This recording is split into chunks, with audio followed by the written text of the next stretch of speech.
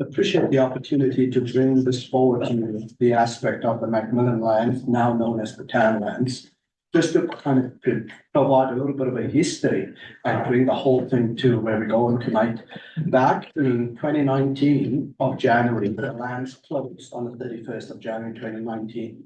We then purchased the lands of Boutin, about 20.2 acres.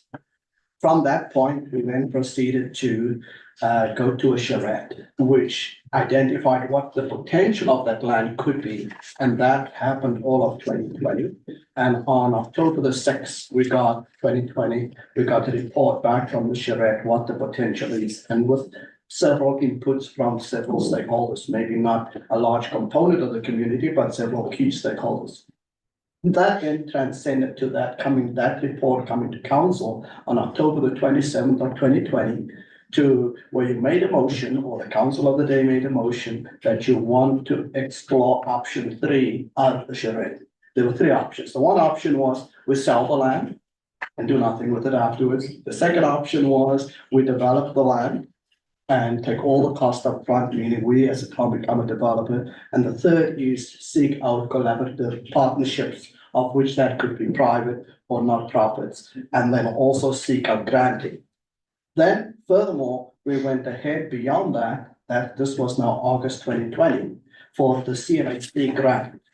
We were unsuccessful with the grant come 2020 of that year. However, there was a second intake of which we were invited back to say, okay, what is the further skin in the game that the town can put?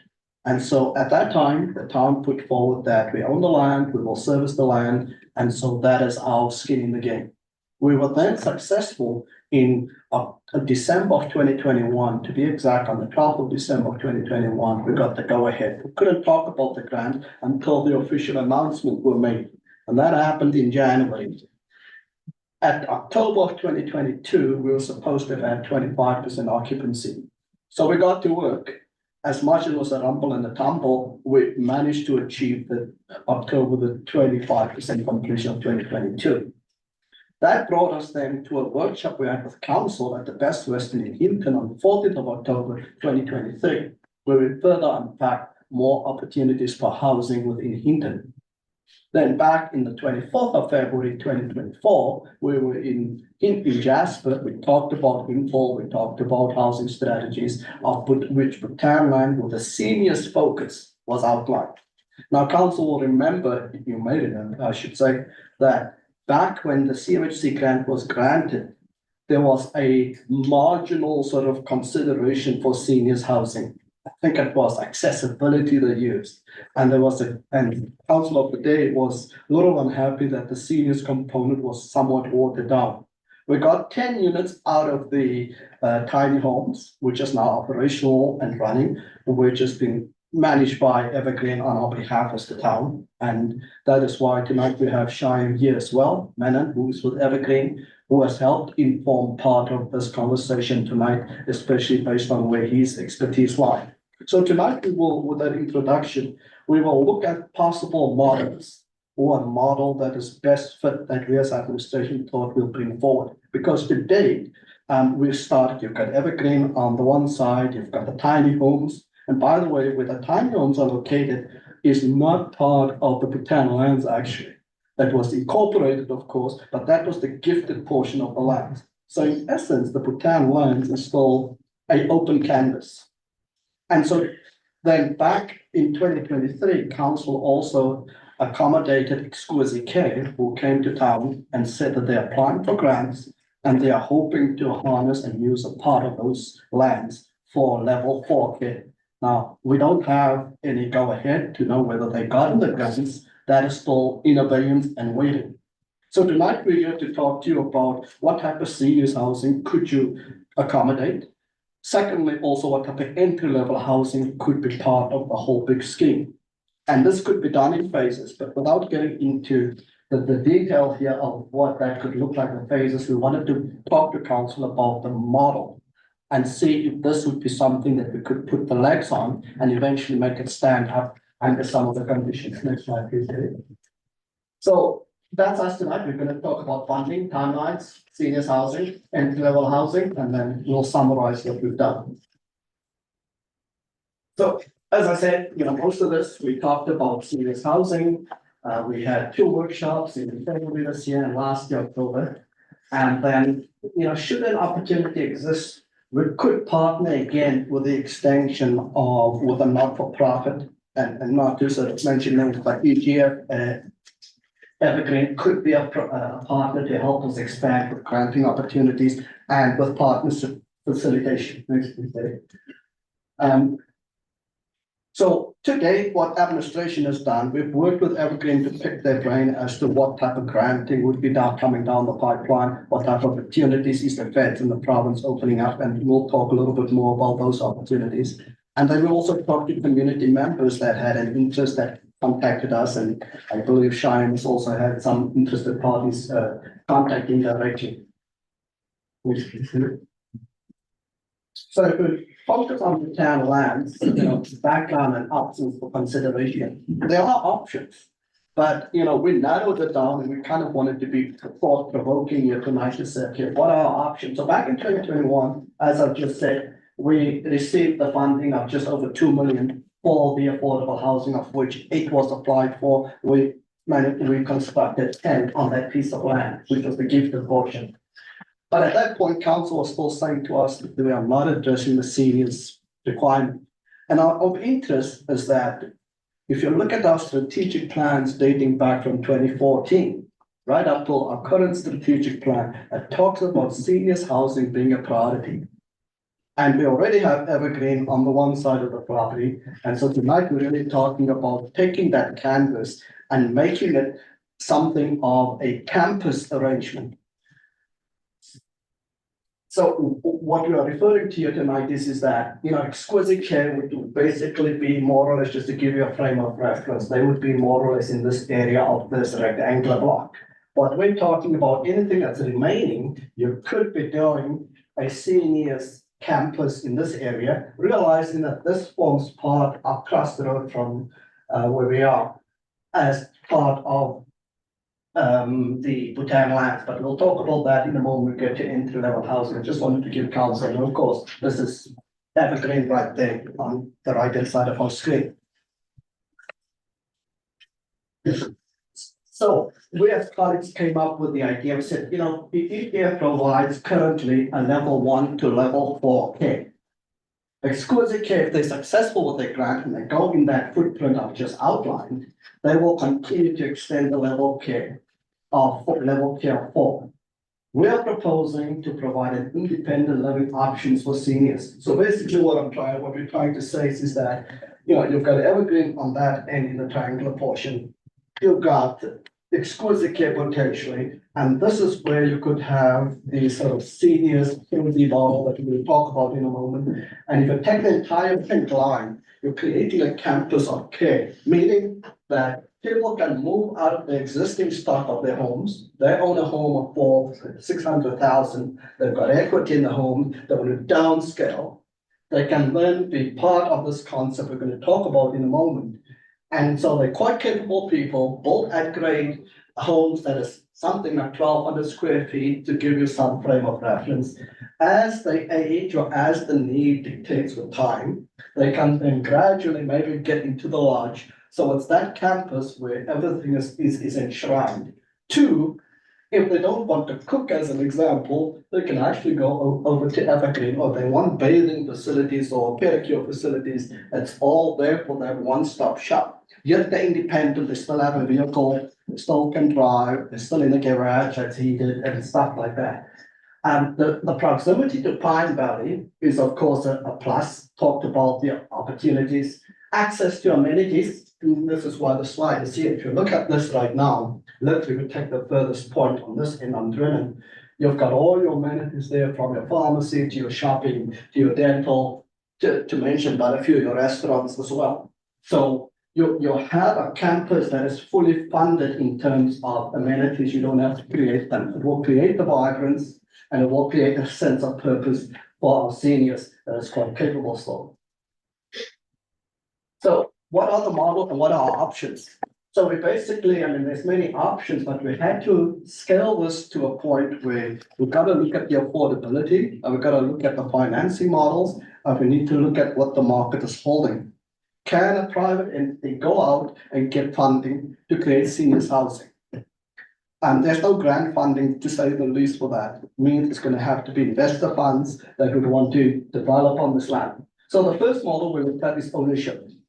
So the town sells the land to a private owner that is able to develop the property as they deem fit, meaning using their own capital. This allows ownership of the property to further change hands at market prices. So basically, it's a business that we're generating. Is there enough of a business that somebody wants to buy the Boutin lands, develop it, and make it a viable option out of it for them as a return on investment?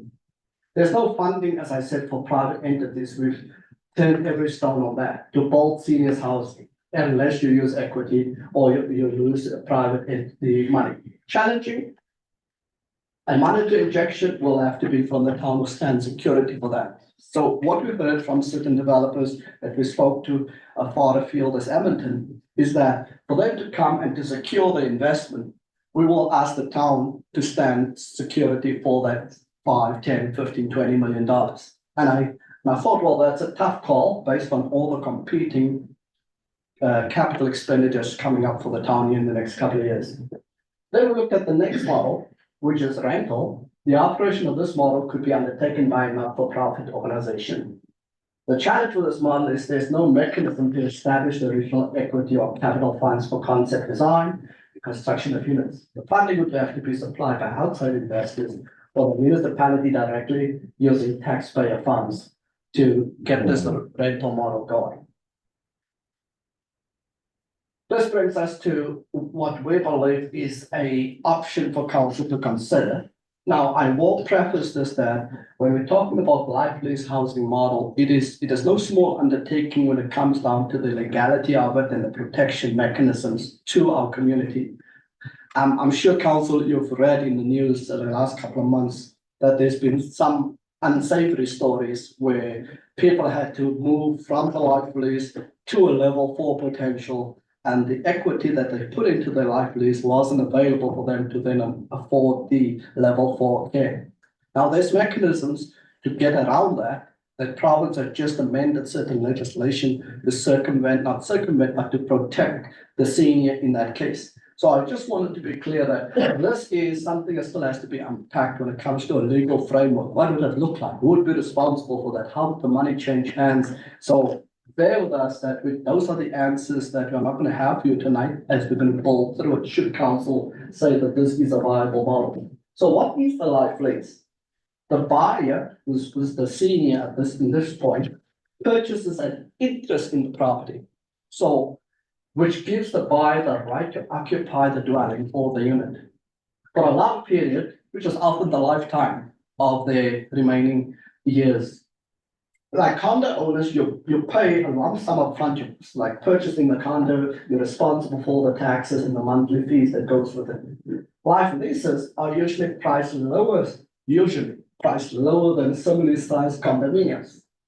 Life lease housing is usually developed and operated by a not-for-profit or a charitable organization, which we call a sponsor.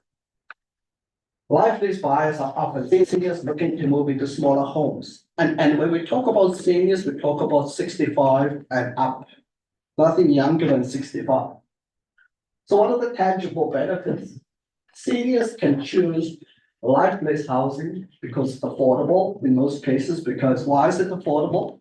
They sell what they have currently. They're living in Hinton. They sell their home for X. They've got equity. They can put X in, and therefore they can access the recreational programs that's already existing, or that can be concurrently developed. There's a sense of community.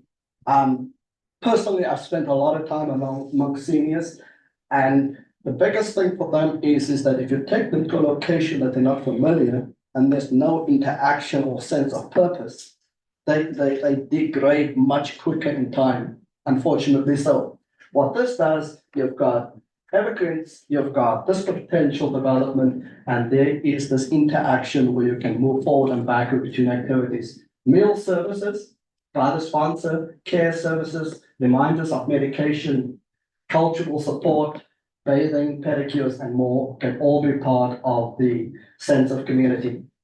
Life lease interest. In life lease interest housing, the buyer does not own the property. The life lease holder holds an interest in the property, as we said. The life lease gives the holder the right to occupy, live in the unit, rather than own it itself. So it takes away that the responsibility of shoveling your snow, having to worry when a doorknob doesn't operate properly or the stove is not operating. And those are all concepts that can be built into how this lease is functioning. If a life lease holder passes away, and this is often a big question.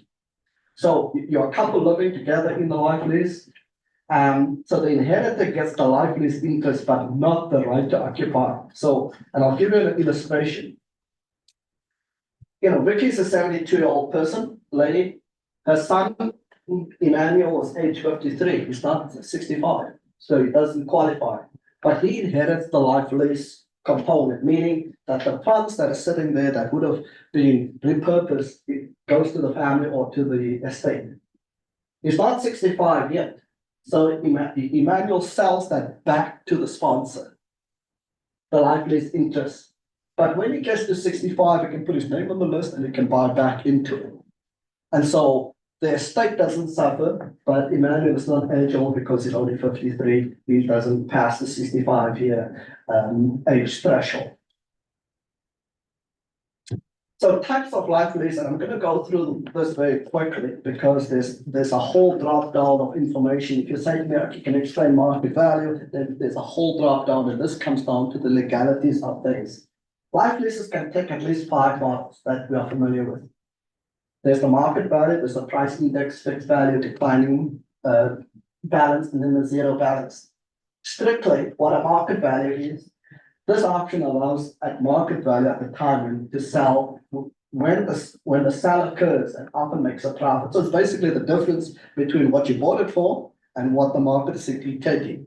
And you get that out, or there could be an arrangement where you can go 50-50 with that extra, the difference between what you bought it for and what it's selling for, which is greater, and you can split that between the sponsor and between the life leasing. The price index is the sponsor, which it could be the not-for-profit, purchase the life lease back from the holder or the estate over the length of the occupancy. The sponsor increases the original amount paid on an annual indexing amount, meaning you could take CPI that applies at the time, and that is the amount that they get out minus any other expenses or cost attached to it. The third one is the fixed value. This is also known, there's no gain. What you pay for it is what you're getting out. And you've got to be prepared for that. So the sponsor purchases back from the estate or the leaseholder the same amount for originally paid for. So that is self-explanatory. Then the declining balance, you pay an upfront amount, which is almost like you pay your rent upfront, and they will receive a predetermined declining amount, which is predetermined, pre-allocated in the agreement.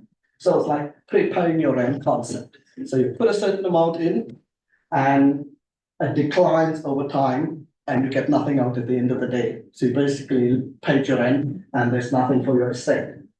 The zero balance, the holder pays an amount up front to prepay rent for the rest of the expected remaining life, and the amount paid is based on the value of the unit and the holder's life expectancy. Now, as I said, there's a lot of details when you unpack what a zero balance is, declining balance, and just trying to illustrate to the committee, there's 5 options that is tested and tried, and it doesn't mean each of the 5 will work for us as the town of Hinton.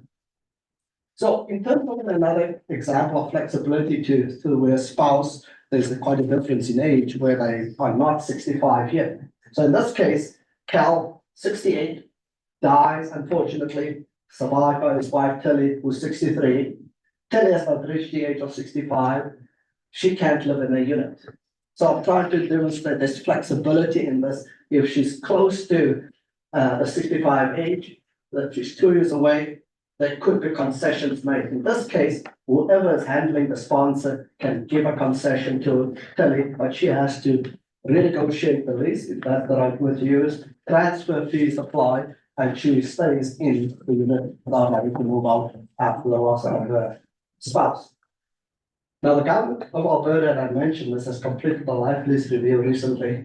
Tenants in life lease buildings, based on some of the challenges that's been happening in Alberta and furthermore, And so Bolt 12 is the consumer protection life, especially according to life leases, was amended just recently, 2024, which addresses the concern of should the person have to move out of the life lease to a level 4K, that his or her funds would, let's just use the amount of 400,000 she paid in back in the time, which was a fixed amount, that they can actually get that out within hours or within a dedicated time, so that the expenses can be covered through that release of the 400,000. There are some links attached to the presentation for options or outlines of housing providers that's currently using life leases. Life leases are very common in Ontario. Life leases are very common in the US. Iowa, there's a couple of places that started back in 1989 that has built up a whole location just for the life lease and a mixed use. And it's doing very, and I would suggest you look at Sealand accommodation and people like that who's out in Iowa. Next week. So the life lease housing model, life lease model provides an opportunity for housing that are single detached, and I'm just using this as an example, and the picture that's subdued in the background gives you some topology that we could use, like you've got a drivable driving garage, concrete pad, and you've got a house of about 1,200 square feet and counting, where you could drive in and you're totally self-contained. Provide seniors with the ability to sell their current home. That means, like we've talked a lot about the housing stock in Hinton, there's nothing really. If you want to buy a house in Hinton today, you're probably going to have to wait quite a while. So if we have the seniors that is willing to move out of their bigger homes, downscale into a 1,200 square feet, and I'm just using that as an example, not that that's what we're going to land on, you're then opening up the housing stock for others to purchase who moves to our community or who wants to upgrade their existing or living in a basement right now. The lease owner provides the capital to build the unit with possible controlled, customized options. So just for a second, what this means, that last point I made, is that if a leaseholder wants to get in onto this concept, they basically, and I'm going to just use an amount of 450,000 as an example. You take, and if you go back to the lands, you'll see the picture I'm going to bring up here. You can get up to 50 units of about 1,200 square feet per home on a semi-detached on that land. That's just our rough sort of outline we've done. 450 times 20 units as a phase one gives you $9 million. If you look at some of the costing we've done during the charrette, if you take the land value out, to do something similar was 6.839 million. That was all the day. I'm talking 2020 numbers. Now, of course, we've got to put today's numbers on it. So we're not far out with the 9 million for 20 units. We could go up to 40 units of this life lease. So what we're seeking to do here, committee, is that we're trying to eliminate the need of the town having to sponsor $9 to $10 million to get a seniors complex going. Part of that is that when we bought the Boutin lands, we knew that we had to service it sooner than later. Back in 2021, we serviced the lands. Phase one was serviced. Phase two was partially serviced with an ability to further connect and service it. That was at the bench of just over $800,000 that the town made. The total cost, and don't quote me on this, but based on past numbers, is probably another 3 million will take us to get to the servicing of the entire Boutin lands, meaning that whether you go phases or you go build out all in one, that's the cost of your servicing and some curbing and sidewalks and things like that. So the lease owner provides the capital here for their unit to move into. So that means the town can, through the agreement, can get up to, be it 400 or 500,000.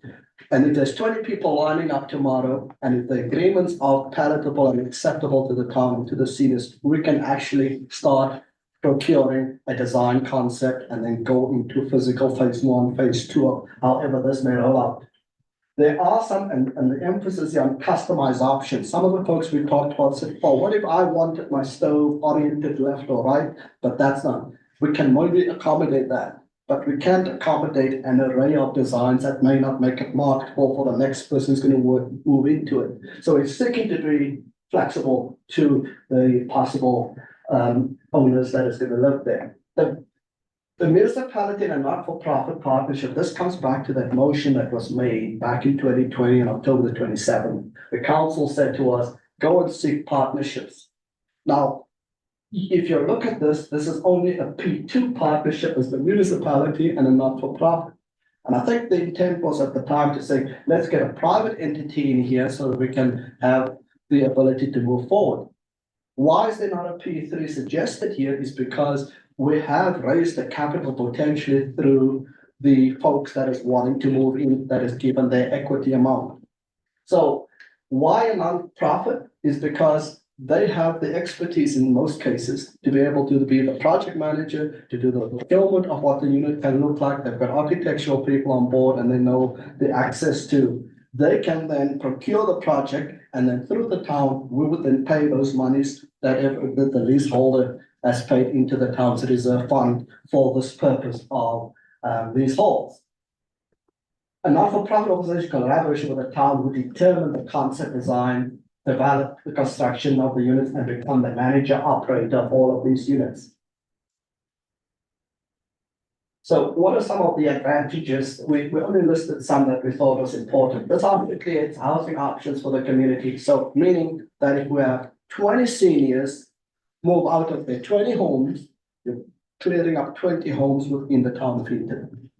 That's the quick example. The area is walkable, Boutin lands. Yes, we have to make it sidewalks, make sure pedestrian refuge and all the safety aspects is attached to it. The development may create economic opportunities for commercial business in the valley area. If you have a focus of seniors of 40 to 60 eventually, you're able now to create a little economy that can support these folks. You already have sufficient to support it. There's no potential operational deficit. Now, when you say no potential, this because what you put in should cover the operational costs. So one of the things that we talked about, and I'm probably a little ahead of myself here, is that if a not-for-profit runs this on behalf of the town, the maintenance and operation, a senior may say, I want to do absolute nothing. I want my garden tended. I want my snow removed. I want my garbage picked up. Take care of this not-for-profit. Then there's a special levy that would be worked out and say, okay, you pay $300 a month, as an example, to have that service.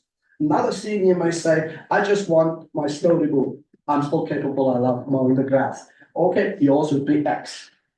And so there's that option where they can choose. And so we see the operational deficit being taken care of through that model of charging an extra fee to the seniors to give them that quality of life and lock up and go approach. What is the disadvantage or disadvantages? The option may be available for seniors that has the financial means.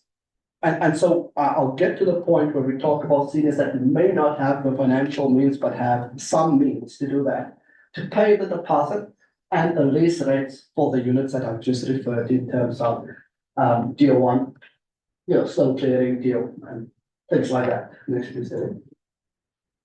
Okay. So what are some of the alternate housing? So here's where the low equity seniors, if that's the right word to use, can have an opportunity to also be part of this campus of care. Provides an opportunity for seniors housing that is affordable to a wider group of seniors that may not have that wide breadth of equity. Provides seniors with the ability to sell, they're owning a townhouse or something smaller, increase the available housing units again. So they sell the home and they come into a home that is maybe not 450,000 down, and I'm just using hypothetical figures, maybe it's 200,000. This would be also a life lease model with a low equity contribution, meaning it's not 400,000, but it's half of that potentially. The municipality, again, is a not-for-profit, can partner here for the reasons I've outlined early on. The town would provide the service, the land, and service the land, and we remain the owner of the land. A not-for-profit organization could collaborate with the town to help with the design and the concepts and managing and operating the entire campus of care.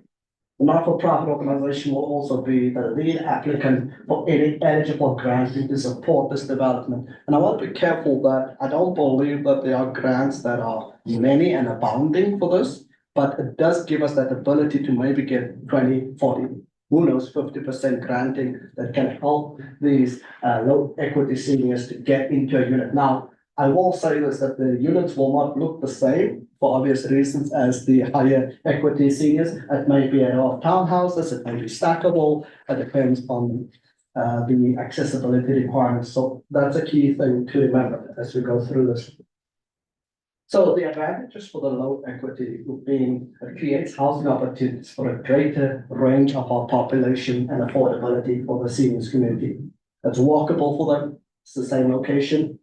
They get to enjoy the same campus of care opportunities, meaning pedicures, bathing, reminders for medication, for having your supper and lunch delivered to you, or going over to the lodge and enjoying that opportunity to have supper there. And it may also create economic opportunities for commercial businesses in the valley or enhance current businesses. It doesn't have to be new.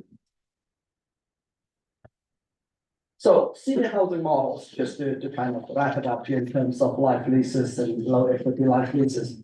The proceeds of the sale of their current home becomes the equity potential, part of the equity that they can put into the life lease. The operational maintenance expenses is part of the monthly administrative fees charged by the nonprofit.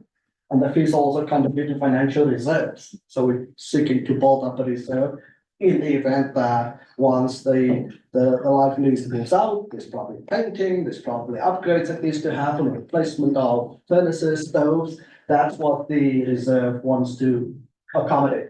Utilities for the unit is by the occupant, as all of us have to pay for utilities. And the units will incorporate the sustainability requirements such as 25% efficiency according to the NECB. I will get to some of the NECB, what we've done on the 10 affordable housing units. I'll let Cheyenne speak to that in. And there's a low risk of operational deficit with this model when you're looking at the life lease for high equity seniors. With a low equity life lease, the model relies on a combination of equity grants and low interest loans potential.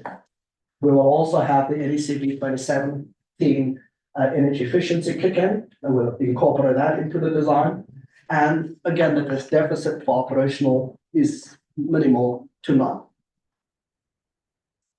One of the recommendations then from administration is that housing is most suitable, these type of housing for life leases are most suitable for seniors. It's been tested, been tried across North America. There has been some areas of learning, which I think we can take heed to and make sure that our seniors are not sort of impacted by that unfortunate happenings we've seen earlier this year. The options is on customizing the homes. As you said, seniors that is first in, they want to say, you know what, I want X and Y done. And if it's beyond the threshold, maybe that's what they're willing to pay. If it's an extra $5,000 for that comfort or that feature. They can live independently. The houses are single detached potentially, and the seniors complex is managed and maintained by a not-for-profit. And the land remains that of the town, and we're responsible for the servicing of the undergrounds. The model increases again the available housing stock in the community. That's one of the challenges we have, is to open up the stock we have so that the seniors can still have a dignified way of continuing to live. So, Council, I just want to pause here because the next element that we're going to talk about is going to be about entry-level housing options. And I know I downloaded, this is months and months of research and packaging. And so it's a bit unfortunate that I'm just blasting it out here. I'm sure you've got questions. But the intent of tonight is not to say we're going to spoil tomorrow, this year. Like, we want to say to you, okay, you said, I like the idea because we're seeking to put the leg under the idea of Boutin lands. And we've done enough. When I say enough, not enough, that lots of time is gone, but we've shown that we can do something with the tiny. If exquisite care does go, that's another step forward. But we as the town have not put forward a model and put the ability to work this through. So one of the things that we do need to realize, this is not us forcing it down the throats of our seniors or our community. We need to go out to them and say, what do you think of this idea? And have an information session, get the questions out there and get people to talk, and we'll learn quite a bit. So I want to pause the council before we proceed to the entry level. And if I don't have the answers, my colleagues here will be much suited to answer it as well. Comments and questions? Trevor? Just a quick question, is life leasing, I've heard of reverse mortgages, is that similar? No, that's different than reverse mortgages, okay. Yeah, so not to get it, but that's a good question. Reverse mortgages, you can qualify when you're 55 and above, but basically what it does is that you're borrowing against your own house Mhm. and you're paying an interest rate that your kids will hate you for once they take it over. Gotcha. So this is not a reverse mortgage, and I wouldn't recommend that. That's a good question. I believe that this area should be, something related to senior oriented, so I'm with you on that part. Some of my concerns with what you talk about are, you're suggesting the town become the developer here, and anytime we've tried that, it hasn't worked out well for us. And it sounds like we're gonna be tied to long-term costs, so you're telling us now the risk is low, we've told that before. And we're not really trying to encourage outside developers, to take on this like Christensen Homes or one of those other partners. And we already have an approved plan that we spent $75,000 on that's got 4 areas, which we could actually start to implement life lease homes in area number 2, where we did part of the servicing for that area as well. So rather than come up with 100,000 and another 400,000 to do another plan, that's do you have something that can give me comfort with any of that? Yeah, so let's just talk about the 100,000 through the chair to Councillor Taylor. The 100,000, we have a housing assessment that is older than 10 years right now. And in order to get any grants, forget what I talked about here for the last half an hour. If you want to get a grant today, you need to have a housing assessment that's no older than 5 years. So part of the 100,000 is to get that up. Now, it's not going to cost us 100,000 to do a housing assessment upgrade. And it costs us a couple of thousand, 10, 15, who knows. The balance is to do so that we can get seed funding to help us with the rest of the concept.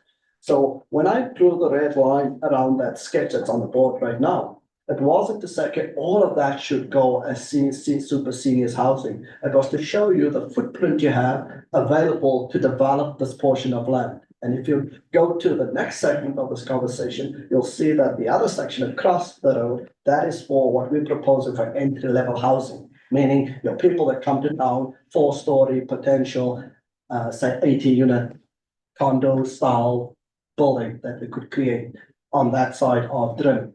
So the 100,000 is really to get the housing assessment going. 2 is to help us with concept design. Now, what you have there is a layout. If we say that if we do an open house and you've got 40 seniors lining up that wants to be part of the life lease, then I think we've got a good problem on our hands. We could then say, okay, 40, the charrette says you can get up to 55 units onto that land. I think it's a little overkill based on to get a 1250 at least housing complex on there. So that's why we landed on 40. Could get 45, but just do the numbers on 20. It shows that it's floating itself. The other part to your question about developers they are excluded. They're not excluded in the big. What we're seeking to do is to get the model right, to get the concept right, and then through our not-for-profit, they would go out to market to our could be local developers. This is what we want to do, because having spoken to many local developers and others I feel as far as Edmonton, the biggest challenge is that they are not willing to put their own dollars behind it to fund a $9 to $15 million complex. They're not in the business of coming to Hinton like the Christensen Homes and all those people. They're not going to come to Hinton to do that because it's not part of their business plan and the investor profile. And that's why we could not bring a developer in at this early stage. But should we have a non-profit that we're working with, we will channel that through them, that we are not the developer, we are the facilitation of the developer because we own the land. And that's the difference here. Otherwise, we'll never get a developer to come. We could go out RFP, EOI it, we can do that. But we know enough to know that we talked to several developers. In fact, developers that were in our town that Ms. Weber and I talked to said, no, we're not coming back. Questions or comments? Joanne? Oh, Kristen, go ahead. I thank you through the chair. I think I'd just like to say it's a very good job. It's a very, very complicated amount of information to try to explain. Even for 18 years of me being in housing, it's hard to deal with. My question about the housing study, I just want to be clear. Number one, I think it's amazing that you guys are using the information from the charrette, because there was a lot of work that went into that, by a lot of community stakeholders, obviously, as well as the town. So I think that's really great that you guys have gone back to review that piece. I know that housing study, housing needs assessment is going to be critical and really could potentially answer a lot of these questions for us. I think that we're sitting around looking like, oh my goodness, how do we make these decisions on this piece of land? But I think the reality is the needs assessment will do a lot of the talking for us. And I think that's the important thing to understand the demographic, et cetera. So I guess my biggest question is, I know that in the Stronger Foundations framework that the province of Alberta rolled out after the affordable housing study, they have specific needs assessment information that they want on their template, as well as I'm assuming there's specific information that we would want as a community about the non-affordable side of things, more that market or near market side. Would we be given a bit of a overview as council to make a decision on if the information in the needs assessment is what we feel we need to be collecting to make these decisions in the community? I think that's the biggest thing, because, having the understanding of, we've got the charrette, we've got some options. I do agree that we're not in a position to bring a developer to the table right now whatsoever, because we haven't defined that need. We can't prove the need at the moment. We don't have the documentation to do it. And the 2013 assessment that we did was done at a very different time for very different reasons. And I think we've got a really specific need in this this region. And I think, seniors obviously is a big part of it, but also, what does that look like for the rest of the community? So is that something that would be coming back to us to talk a little bit more about what that assessment would entail, just because needs assessment's kind of broad? So sorry, that's a bit ranty, but I don't know if you can speak to that, Winston. No, thanks, Councillor Chambers. Yes, I can. So Sean was kind enough to share that template or pro forma with Debbie and myself regarding what is the province is looking for. And further to that, we would also look at the wider demographics and take our existing report that's aged right now and marry all of those components together. Then the plan was to bring it back to say, yes, what we believe the scope of the upgraded housing assessment according to today's terms will give us that ability to strike and be successful. The short answer is yes, it will come back to council with a potential outline of what we are asking for and what we could be paying for to have an upgraded housing assessment. Yeah, that's great, because I think that's critical, from a funding grant perspective. We all know you got to check those boxes, but I think if money's going out, we need to take the broad snapshot of our community as a whole and really understand, so that we know when we're making decisions about what these pieces of land look like going forward, that we're really meeting the proven, demographical needs within our community and trying to get those right outcomes. So that's great. It's a nonprofit, we're talking about evergreens. It could be, but without a endorsement through the board and a further conversation with them. To date, we just have used them as a stakeholder, if we use the word sorry about that, to pick their brain on current practice, because they're right at the front of housing. Okay. Comments or questions? Trevor or Joanne? No, I stepped down. Mr. Chair, if I may, just something that you mentioned about, asking for 100,000 and then another 400,000 as what follows here. The 400,000 may not be needed. And so as I was speaking to Shaham, the 100,000 is helping us to access for seed funding. So it's our own seed funding, but hopefully we can probably get to accessing granting. It's coming here in early August, October, to be able to mitigate that further 400,000 ask. Now that 400,000 is really to help us with the actual concept design to the point that you can submit it for a grant application. That's what that is for. So the 400,000 is not spoken for to say, oh, if I build 100,000 at some point, you're gonna come back to get 500,000. The chances are almost 50-50 that we will not meet the 400,000 depending on what the grants may yield to us. But the 100,000 will get us to avoid that further 400,000 expenditure. All right, no questions. Well, just one more comment. But to me, this is kind of like trying to grab fog, it's kind of vague. You know, like if we were talking about doing a needs assessment, so we could proceed with charrette area number 2, which is 12 semi-detached homes, which is there. And that's gonna be land lease, and we're gonna do a needs assessment in order to get funding to help pay for Mhm. servicing or something like that. That's specific, it fits with everything that's been done in the past. Mhm. So I just don't see it all kind of linking together. It's kind of foggy for me. And I think it will become clear to you, Councillor Taylor, when we talk about the next segment, where that is grant heavily dependent. Because to go for that grant, as what Councillor Chambers just referred to, you need to have that housing assessment that speaks to that cross section of needs that the province is looking for.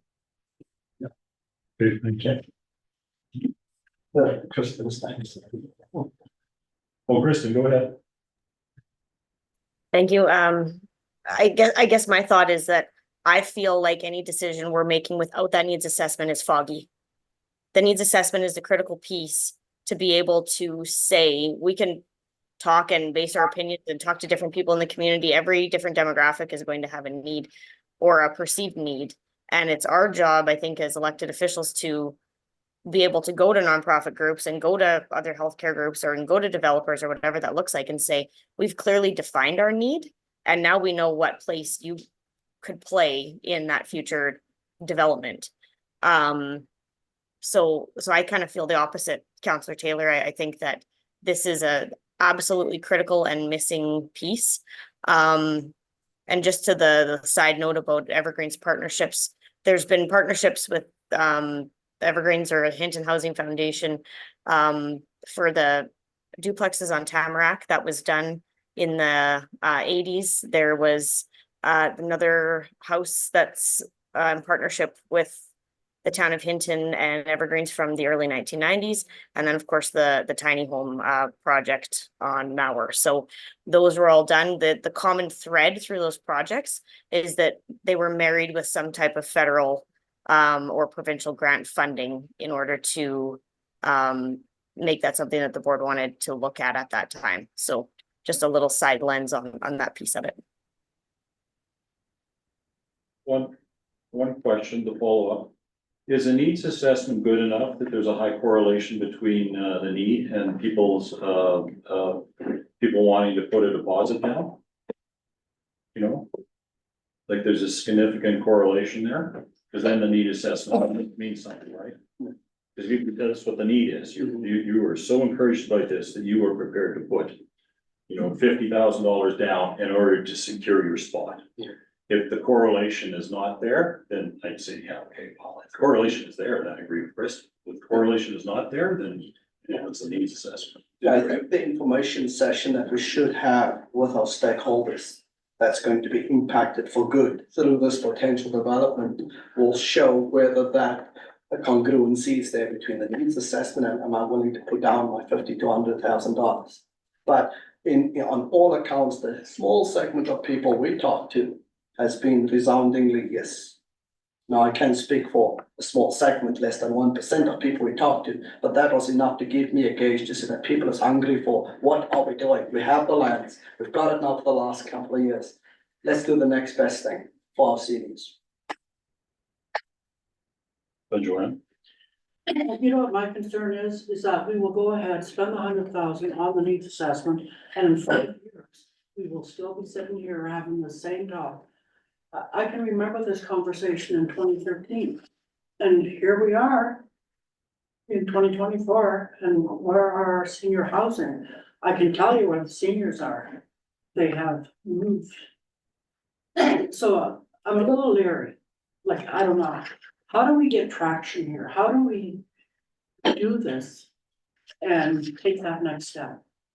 Because if we don't, other municipalities are gonna be welcoming more seniors. The council asks before me. But you want to respond? Okay. Right, thank you, Chair, to the rest of committee. You're absolutely correct. If you look at, that's why I brought all these dates back at the beginning. Here we are. It's not that we did nothing. It's just that we haven't taken what the charrette has a section in it that speaks specifically to seniors housing. It just doesn't call the right place or anything. But the legs under this has never been put, nobody's taken the time because maybe staff turnover and all sorts of other things. That's over the last 4 to 5 years. But the team around the table is administration. We are the ones that saying to you, here's a life list. We're not saying it's the best. If there's any other options, of course, we'll look at it. Or if the life list should be not 20 units, but 10 units because of what the market is saying, then we at least are starting. We've developed phase 2 servicing estate.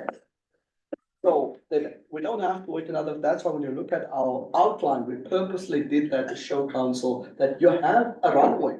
Even before your term is over, you can have something that's about to take off. And that's the purpose of tonight's conversation. By doing that, by doing a housing assessment, it's necessary for the granting and all the other things. But it's not, this concept of life lease is not dependent on purely on that housing assessment. If you have an open house tomorrow and you get the stakeholders to the table, your answer is going to be there, what the direction you should go. And it comes down, and pardon me for being direct, the will of council collectively to say, we're willing to go forward because we know this can work. We've vetted it on all sides, the interest is protected, we hold the land. So it's really in our hands if the model we agree to is there, and we can have action within the next 24 months. Be nice if it was the next 12 months. Well, the action is starting from tonight potentially. Yeah. And then 12 months before the elections come, you have demonstrated things in place. You've got a needs assessment. You've had a round table with your people. You've got the legal framework in place. All these things are bones that creates the structure. Okay, thank you. Trevor? Yeah, and I think, I mean, I share Councilor Reese, but I really appreciated your directness telling us, because at the time of the charrette, the idea was we build this concept or give this idea of what that area can look like, and we will have developers come to us. We've learned now that this is, and I appreciate the frankness, and developers are not coming to that area. That was the idea, but things have changed for whatever reasons. But hearing that there is a way and the potential to link in a partnership to bring developers here is what's gonna make that area happen. Because if we keep doing the way we're going, we're gonna be sitting on that land forever, you know? So I appreciate the fact that frankness that, yeah, this idea that we have this land and developers are gonna swoop in and come in, it's just not feasible. Maybe umpteen years ago, maybe it was. Now, the way things are, the housing markets, the cost of things and everything, there isn't that. So I appreciate what you brought to us today, and it brings, not that the past work has been wasted, because we are still using that charrette as a tool to get this concept. So I appreciate it, and it is moving forward. We're just taking a different direction, so I appreciate administration's report on this part of it. I'm looking forward to the next part as well, because I think this is both for seniors and that entry level, so. Thank you. Joanne? So CAO, should we decide to move ahead with this, how do we keep the conversation alive so we do eventually see housing? We as council, how do we keep the conversation alive with admin so we do move forward? Through the chair to the rest of council, I think it really comes down to what Mr. Russo was saying, but we're gonna bring these to you one step at a time. And it's going to be dependent on council and the will of council to move forward to the next step. The first step is the needs assessment. After that, we will need to make further decisions on those, and council is gonna have to make, you know, these are not going to be easy decisions in the future or now. Because we do know that this is going to cost us money down the road. We talked about, you know, roughly 3 million, if a ballpark number at this point for servicing, plus we'll say another 500,000 to get this off the ground. So So 3.5 under bombardment of competing priorities. So it's not easy decisions for council, but ultimately it is council that's going to provide the direction to administration to keep this at the forefront and as a priority. I think this is a good start today to initiate this process, but we should go down that road knowing that there's difficult decisions to be made in the future and, you know, this is I think it's a wonderful idea. You know, but again, it's competing priorities and it's a matter of resource allocation, but so council needs to be committed to the process and have some conviction to see this through to the finish line. Thank you. Kristen? Yeah, I just wanted, just kind of a response to Councilor Reese's point. I think you're absolutely right that we could just say, we want to do life lease and go ahead with this and not do a study. But if we want to look at granting, we don't have an option. So, you know, it's just a lot more money that we as a council need to put out potentially to make something work. Whereas there does seem to be a fairly steady stream of grant options out there that could potentially help, you know, move something ahead. So I think that, yeah, if that's the will of us and we want to say, you know what, this is a concept we love and we want to move ahead and we don't want to do the study, I think we could do that. It just would come with a really big price tag. And that would be my personal concern. It's my opinion is to always exhaust all of the grant options and then make the tough decisions after the fact. So. Nicholas? Thank you. And through the chair to administration, just to confirm, this needs study that we potentially get done now or renewed, but this would set us up for granting not just on these projects that are presented here today, but any housing project we wanted to do in town over the next 5 years. Through to the chair, that is correct, Mr. Mayor. It is not just for seniors, it is the entire town of Hinton needs understanding. So if we were to go after some alternate P3s with, say, some of our big employers on some of our other lands, we would need this housing study anyways. Spot on. Thank you. Mr. Chair, you okay? Nobody in the queue, we can continue? Yeah, go ahead. Thank you. So for the next part, council, it really is going to dwell partially of the focus on seniors, but looking at our entry-level housing. We satisfied part of this in a small way when we did the 10 units because it spoke to the demographics of single moms, unemployed, and people in need. What the entry-level housing options and slide please, is that if you look at what we are proposing as administration, again, we're taking bold steps to help guide council in the difficult decisions you have to make. So this was the area of focus we just talked about a moment ago. The area of focus now for the entry level is across the street where the land is a little undulating and steep into the trees there. And the charrette again informed us that you could have a up to 4 stories, condo complex, multi-story housing. And so this is the area of focus right now, where we have the ability to use a footprint of this. For some of councillors who participated in that, this was also where they wanted to put the storage unit. And the reason the storage units were told to go there is because if we had to service this lands only the year, you have to still do this. So when we look at our 3 million and counting, it will include servicing this. So having brought the seniors to this area of development, the toys and all the joys that they have, they wanted to then store it right here. But then they also said in the charrette, you can do that and eventually turn it around to access to affordable housing or entry-level housing. So I just wanted to point that out as nothing new that we bring to the table. We just bring it forward again, that the charrette already identified this to be an entry-level type of housing. So what we're building on here tonight is to say, what is the vehicle through which you can get potentially entry-level housing on? And there's 2 vehicles that is well known. The one is you can establish a co-op housing. And what co-op housing is, as most of us are familiar with it, it's a legal business entity that owns and operates the housing complex. Federal government has new funding available for this type of model, so you can go into it. The town and the non-profit organization is not to retain control over the rental rates. And one of the big things in the struggling town is that the rental rates is what everybody one feels you can get, and it's not cheap. So we lose control when you go with a co-op because it's independently operated. They will set the rates. And the not-for-profit organization will become a contractor for the management of the maintenance of the complex. So if, for example, if like Evergreen is doing for us on the 10 units, they could be doing this on behalf of the co-op. That's kind of what that model in a nutshell says. When we look at the next option, which is the affordable near market rental concept, and it speaks to that rental rates for these units are subsidized to approximately 80% of what the current market is. So if it's $1,000 in the market today, that person will pay $800 per month, which is likely affordable and it's working right now.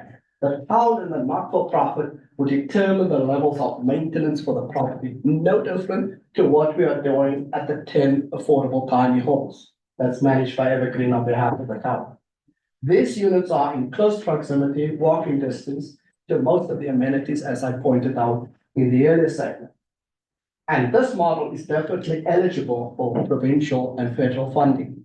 And hence, if you come back to the housing study, without that upgraded and being all encompassing for Hinton, we stand close to 10% chance of getting that grant, according to what China's informed me. So two models. The one is a co-op and the one is near market. So the affordable near market rental housing is what we are saying is the potential model for us.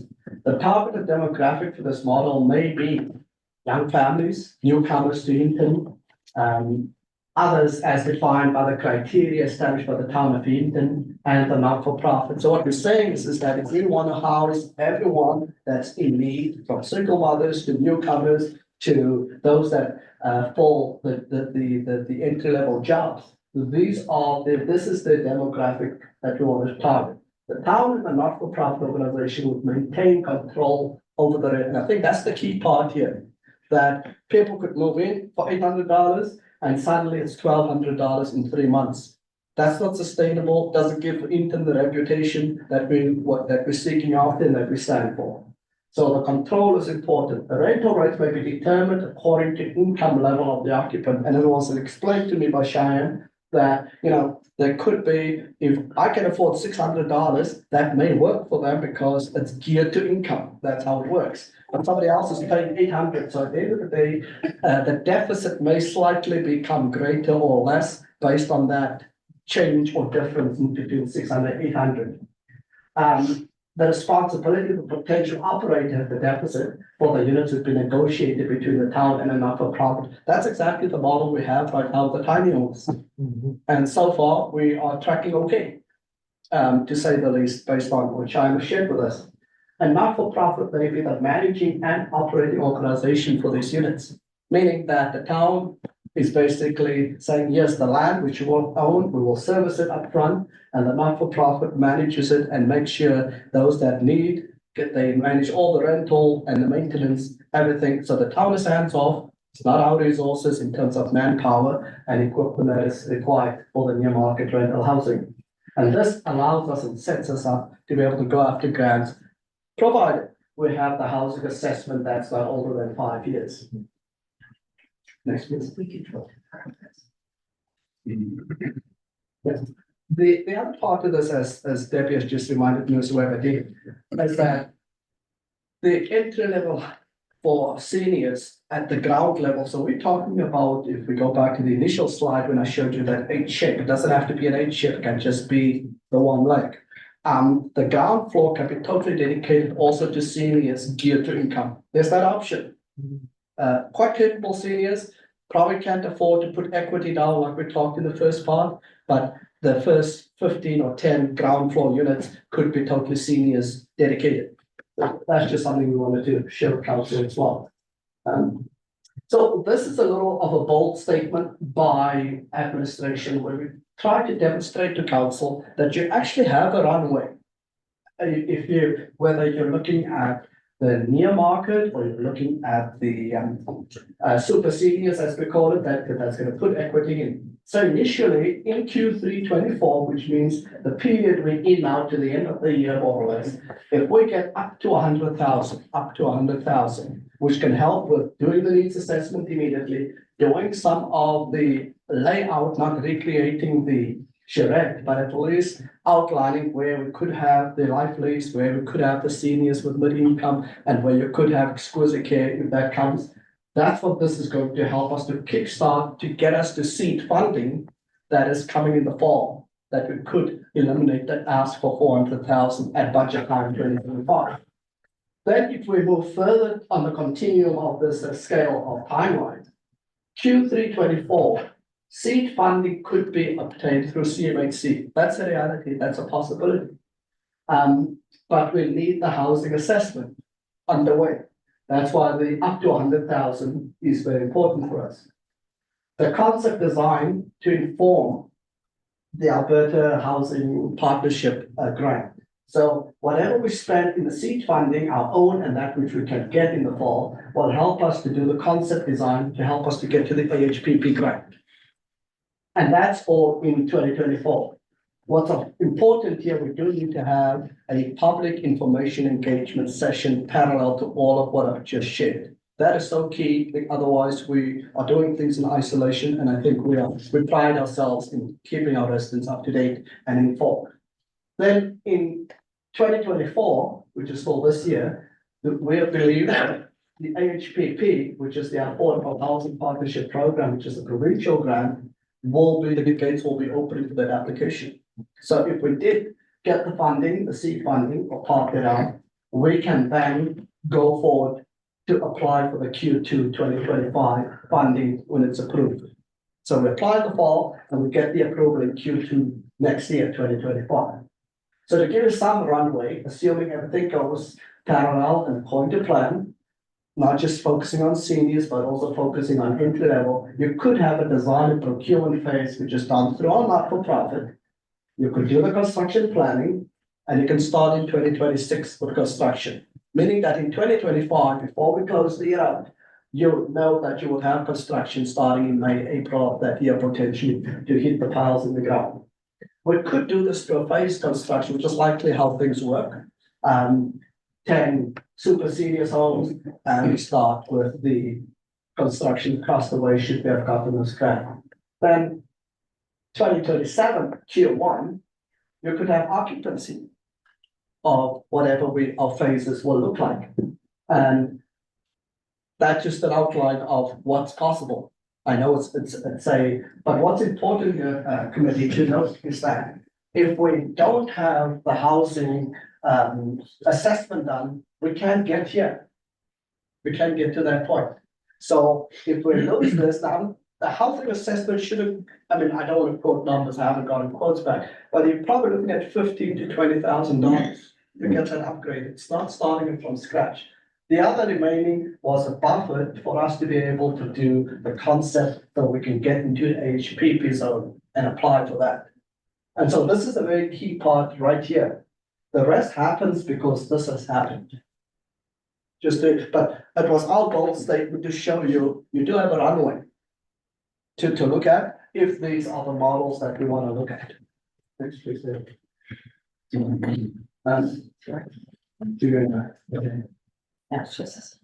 So I want to summarize council committee, and then we can open the table again for questions overall.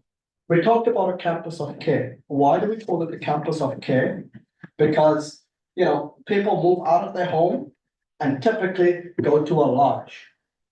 I don't think that's the right route.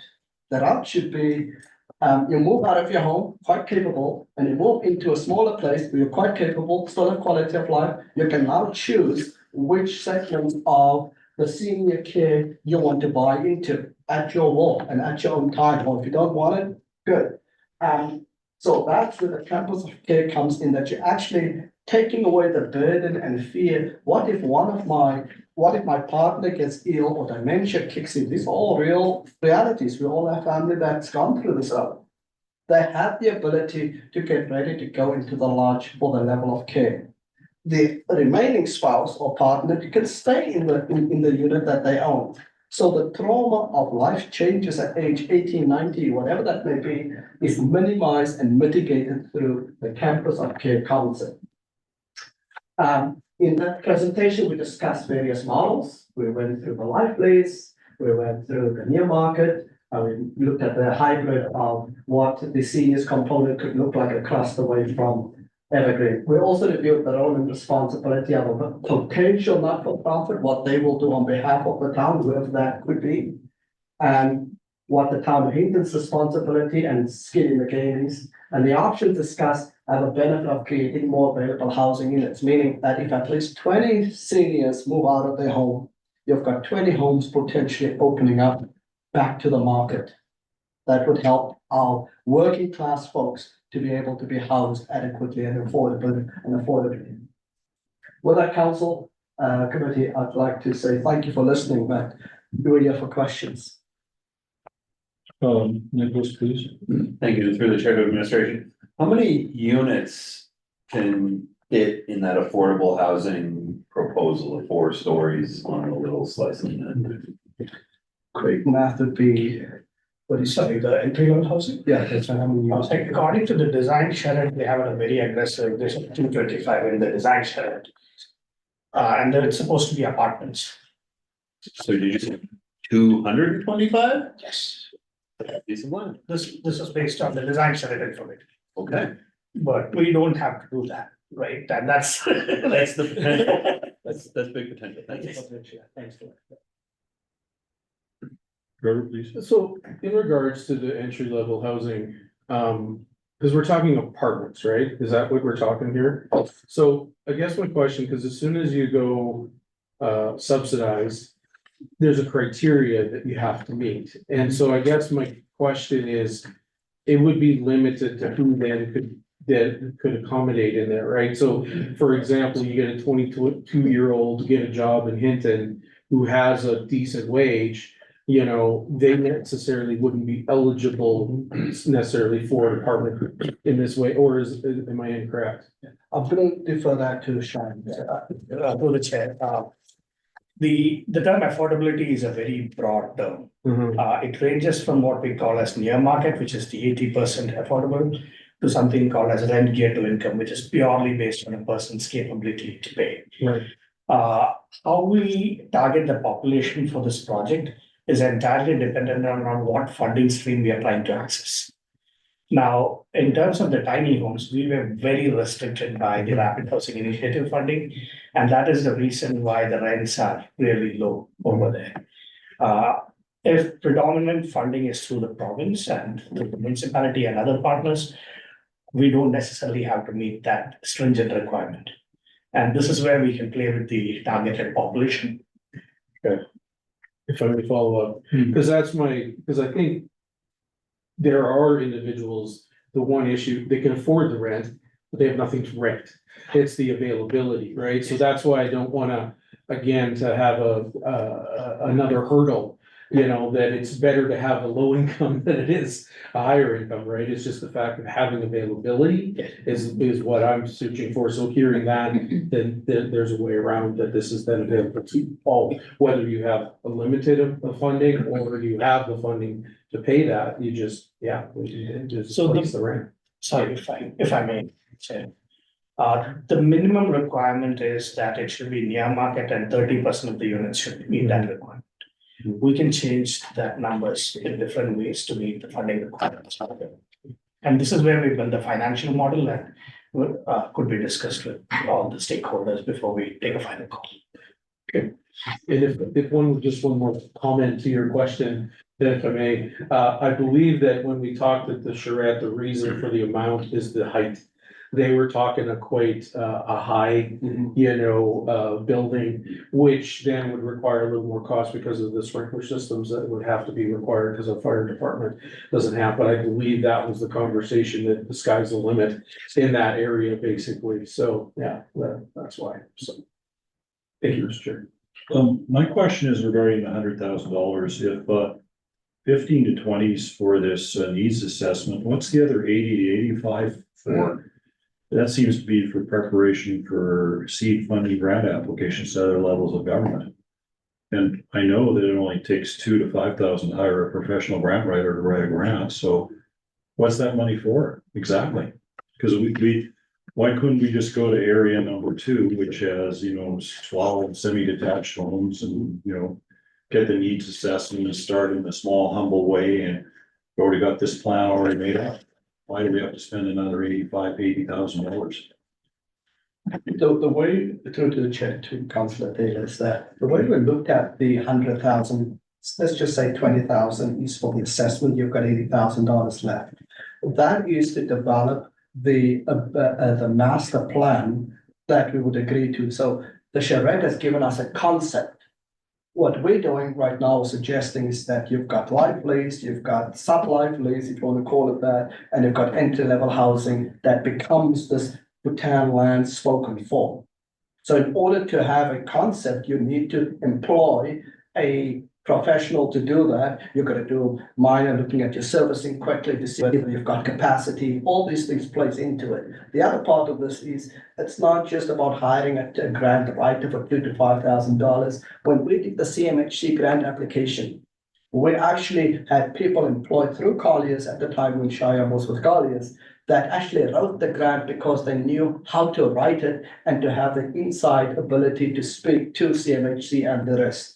And so you pay a little bit of a premium for that expertise to gain the success of gaining $60,000 to $80,000 and more. Nicholas? Yeah, I'd like to take the recommended action of the committee seek consensus requesting administration to bring the Boutin lands housing options detailed report to the regular council meeting as discussed, if I can speak to it. I'm very happy with the options that I see in this report. Great work on administration. I see you've presented us options that both build up the bottom of the housing ladder and give people a ramp off of the housing ladder at the end of their time owning homes. It's a great potential for a solution. It's desperately needed with the knowing what the direction here is, and should this pass, I would really appreciate if administration would speak to some of our large employers and see if they want to be the 3P and a P3 on that affordable housing development. Some of them have expressed interest in assisting to build housing in Hinton. But I would really like to see this housing discussion go forward, and I absolutely think we need to take the steps to prepare ourselves for larger P3s and do that housing assessment. So, thank you very much. Trevor? Yeah, I'm in full support of this. I know we're talking, I mean, coming to the regular, there'll be discussion on budget and all that, but I mean, I think going into this, we knew that, we were going to have to invest in some of this. We made some investment.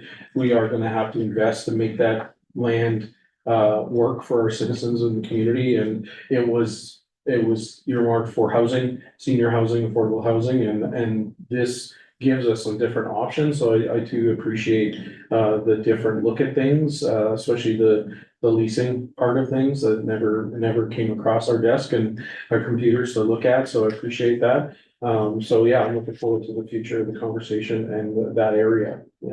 Thank you. Yeah, I don't support it at this time. I'm not comfortable with the cost information explanations that's presented. I'm not comfortable with the fact that it's not focused on a specific area. That doesn't mean that we won't support it in the future as more information becomes available. That's just where I'm at right now. Any more comments or questions? Mr. Chair, if I may, I just want to pick up on Councillor Haas's point about, 22-year-old that may not be eligible for the entry level. Bear in mind, there's going to be a more fuller discussion on the infill strategy coming later this year in September, I think first week. And that would also allow, and CEO Panasic has already talked about this, about, tiny homes, separate units, your basement, the legal basements, that could form part of where people like a 22-year-old could get access to housing in Hinton if it doesn't suit them on the other side. So the full picture for the entire Hinton is that you've got info, you've got seniors, you've got entry level, and we're addressing all of this in a congruent manner that's not piecemeal. And so I just wanted to mention that. Sure. So if I may, and it's to do with this motion as well, because some of the concern is the money, the investment of it, but. With that information coming to us later too, I'm guessing a housing assessment is gonna also be on the books to a request for. Council to consider, so again, going back to Mayor Nissen's comment is. This investment is yes into this area, but it's into our entire community to invest in that housing assessment, which. It sounds like is the 10 to 12,000, the other is seed money for granting and stuff, which isn't part of that, right? That, we're not looking for granting for that, we're looking for availability and look at developers, so. Again, I think that is the reason to invest not only in that housing assessment for this reason, but for what's to come to us later as well, so, yeah. So again, it just again solidifies, I mean, we don't have the financials yet, I mean, that's gonna come in the regular, but I'm in full support of this, thank you. Okay, any more comments, questions? Can I make a comment? Sure. I think the biggest concern or the need that we have to expedite is the time. There's a lot of funding available through the province, through the federal government. And we are not the only ones who are seeking that. The competition is pretty tight from all the previous rounds of application that we have seen. And what are the steps we can take to make ourselves more prepared to exhibit the need for the community? And how prepared can we show to these different funding agencies that we are ready with this? So just want to leave it at that. Thank you. Okay, could we see the thing, or there's a motion up, is there? Yeah, can we see the motion up? It's there. I can't see it, like see it on the board. Okay, the motion we're voting on is that committee seek consensus because the administration bring the Boutin lands, housing options, detailed before the regular council meeting is discussed. No more questions or comments, all those in favor and all those against, please vote.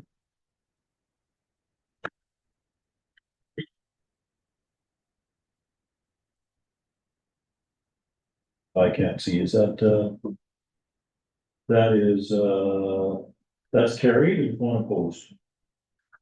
Okay. Thank you. With that, we'll move on to reporting, council reporting, Joanne. I have to go, but I have to say this was last. But I have to go and clean the kitchen before my wife gets home from golf. And we go to the emergency department. Well, it might not be open for you. Joanne, go ahead. Council reporting. Nothing to report? Sure. Nothing to report. Nicholas. I will be reporting this week, but there is a fire situation in the next door community in Jasper. I did speak with Minister of Municipal Affairs, Rick McIver this morning. And they've indicated that they are ready to support us should we end up spooling up an evacuation center or ending up with any evacuees. But at this time, obviously, that's not the case because due to the road closure, everyone went west. And that's all I have to report today. Kristen? I have nothing to report. Thanks. All I have to report is that I did make it out to the Wild Mountain Music Festival, and it looks like a wonderful community event that's been going on for quite a while and be nice to continue. Well, it fits into our civic agency, funding model, I don't know, but it was, it looked well attended, it looked fun, and it was a great community event. CAO, your report? Thank you, Chair. I have the action pending list that has been attached, so if there are any questions on that, I'd be happy to answer, but other than that, I don't have anything to report. Any questions for the CAO? Joanne? Thank you, sir, very much. So all the campers, the motorhomes, the trailers that are in the Walmart parking lot or throughout our town, is there anything, I know they're not evacuees, but are we planning anything for them to welcome them to our town? While they're here?